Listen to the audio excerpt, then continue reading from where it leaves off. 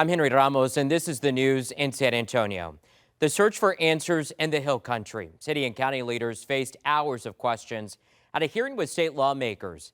108 people lost their lives in Kirk County in the flooding on the 4th of July. Now, in the hearing, the Kirk County Emergency Coordinator said he was sick and asleep when flooding started in the west part of the county. The coordinator says that he wasn't up until 5:30 that morning. The Kirk County Sheriff says he was not up until 4:30 in the morning.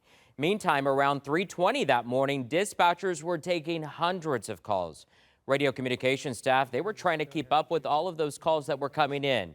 While local officials faced a series of tough questions, some of the toughest words were pointed at the county judge. Everyone was here. Then I wasn't. Then I wasn't. And you were not. You were not.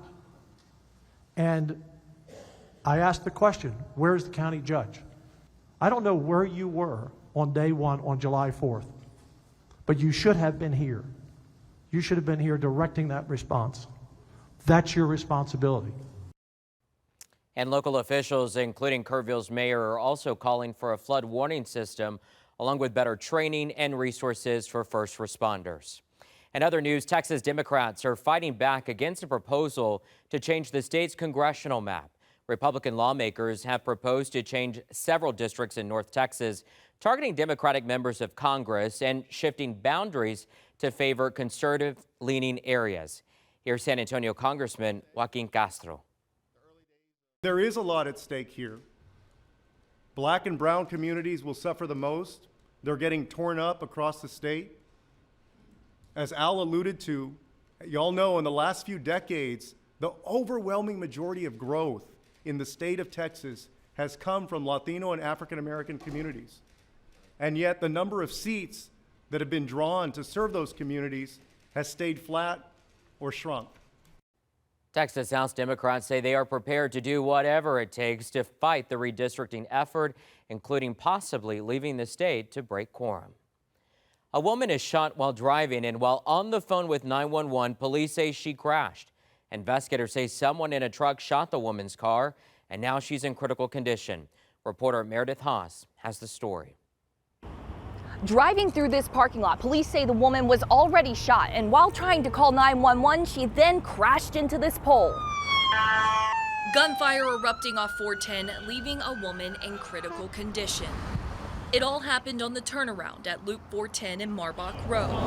Police say someone with a white truck fired 3 shots into the woman's car. One of those bullets hitting her in the abdomen. From there, police tell us the 23-year-old drove herself through the McDonald's parking lot and crashed into a pole near the Whataburger next door.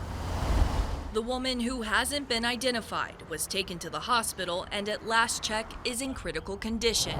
At this time, police do not have a description of the shooter as they continue their search. This is an ongoing investigation, so when SAPD provides updates, we'll provide them on air and online at KENS5.com. Meredith Haas, KENS 5.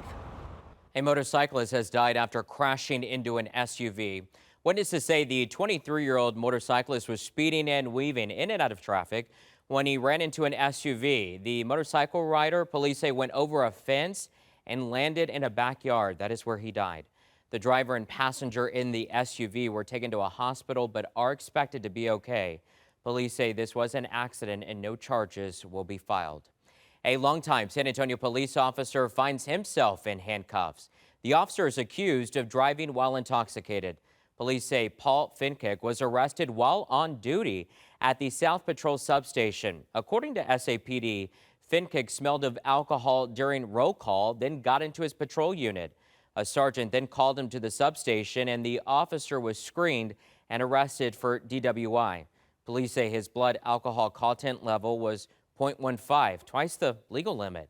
SAPD says an open beer container was found in his unit, along with a cooler filled with unopened beer.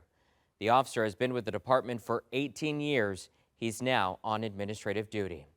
San Antonio police have arrested a woman. She is accused of sexual abuse of a child, and police believe there are more victims. The suspect is 39-year-old Crystal Candia. According to court documents, police say Candia sexually assaulted a 7-year-old boy, and investigators say the acts were recorded on video. Investigators also claim the suspect would move the camera in and out of different rooms and hide it within blankets or furniture. Police worked with the FBI and took Kendia into custody. Well, for kids, summer is winding down, which means school is almost here. As Jeremy Baker reports, end of summer stress comes along with the approaching ring of the first school bell. A majority of kids have school-related worries, from who do they sit with at lunch to exam anxiety. Hitting those problems head on and as early as possible is key to starting the school year off on a positive note. I think a lot of times it comes down to routines and keeping consistent routines. Sleep is a really, really big factor that plays into anxiety, but also just kind of emotion regulation. I always tell parents to start talking about going to school, what that's like for them, especially for new students like kindergartners, orient them to what they can expect and the highlights of going to school. A survey by Nemours Children's Health found that 2 out of every 3 children aged 9 to 13 are worried about school.